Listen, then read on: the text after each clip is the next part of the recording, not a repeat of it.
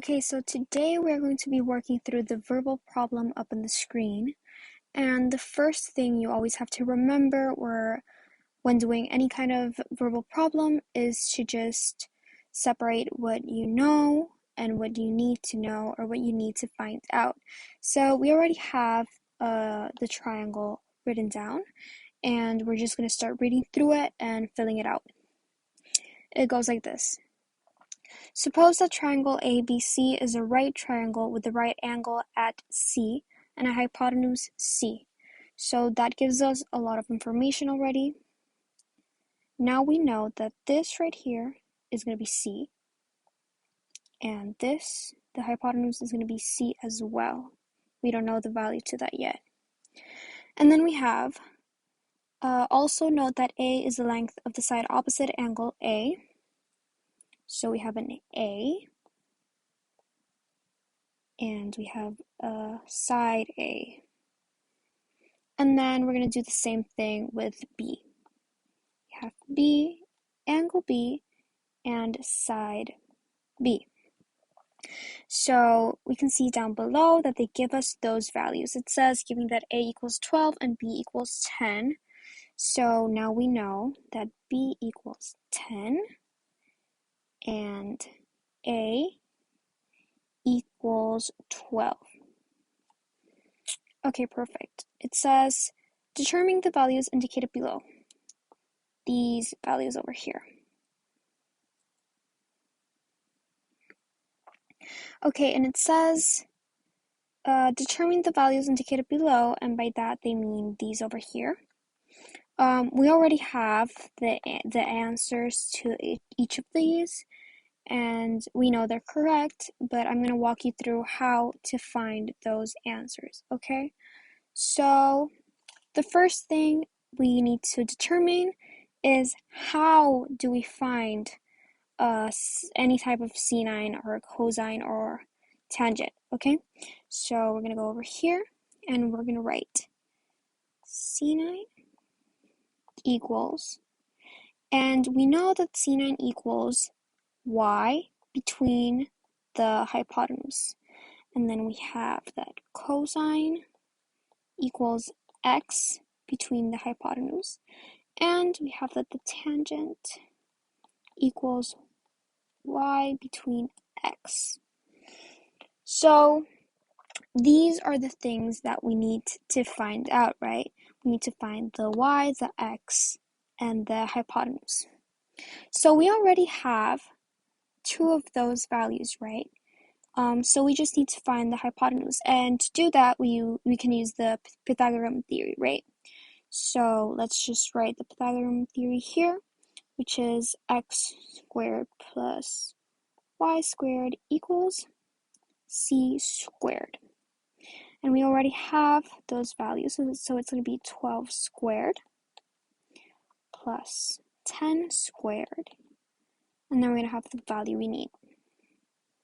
Okay, so times 12 equals 144, and 10 times 10 is 100, and this squared is going to give us the c. So plus 100, that's 244. So we have c equals 244 squared. And now we're going to have to find a way to simplify that. Let's see. We can't do it by 12. Let's try 244 between 16. Can't do that either. Let's try. Okay, so we have that 61 times 4 equals 244. So we can simplify this as 2 squared 61.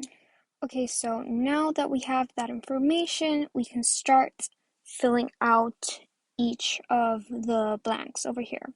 Let's start with the first one that says sine of A equals something. Okay, so we know that to find a sine we need y and h.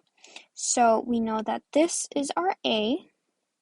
Now we need to find the y and the x, which is also another way of saying we need to find the opposite and the hypotenuse, right? So the opposite of this angle right here is 12.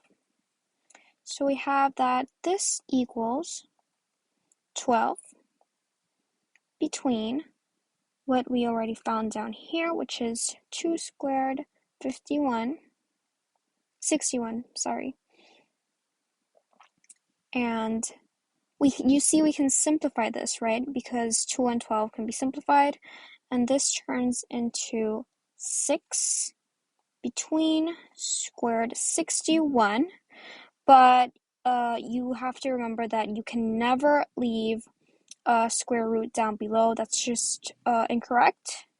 So we multiply it by square root 61 to make sure that down below we get rid of that square root. And now we have 6 square root 61 between 61, and we see that that is the answer that we have over here. So we're done with that one. Done. And now we're going to do the same for cosine, right? So let's do it down below. Cosine of A equals, okay, so we're still with the A, and x between hypotenuse is another way of saying the adjacent between the hypotenuse. So what side is adjacent to angle A? So we can see that what's adjacent to angle A is b equals 10. So we have that cosine A equals 10 between 2 square root 61. And the same thing happens. We can simplify this. So 2 times 5 equals 10. So this over here is going to be 5. Because this is 1, this is 5.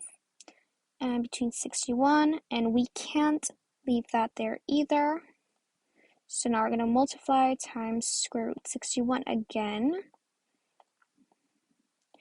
And now we have that this is 5 square root 61 between 61. And that is exactly the same as what we have over here. 5 square root 61 between 61. So we're done with this one too.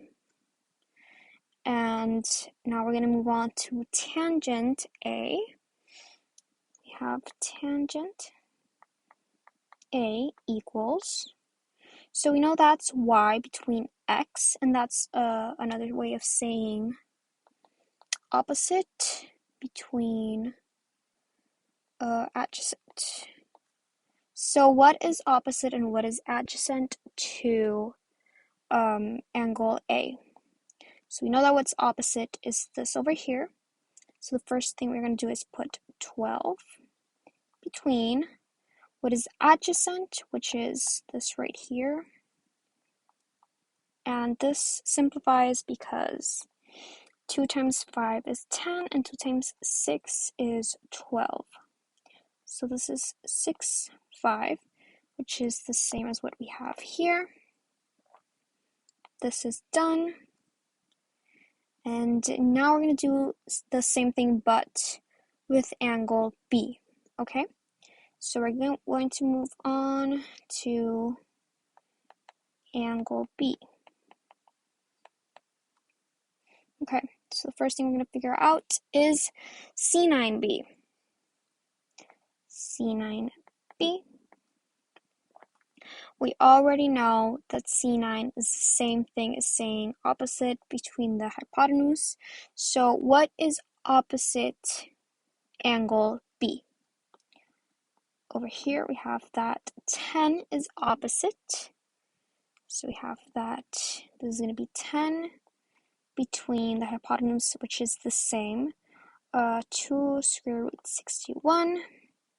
We can simplify this. It's going to be 5, 1, equals 5 square root 61, which, as you can see, is exactly the same thing as what we had over here, so we can just copy the result, which is 5 square root 61 between 61, and let's check that, and it's correct. So we're done with this one. Now we're going to do the same but with cosine b. We already know that cosine is the same thing as adjacent with the hypotenuse. So what is adjacent to our angle B? Adjacent to angle B has to be 12 because this is the hypotenuse. We can't use that. So it's going to be 12 between our hypotenuse.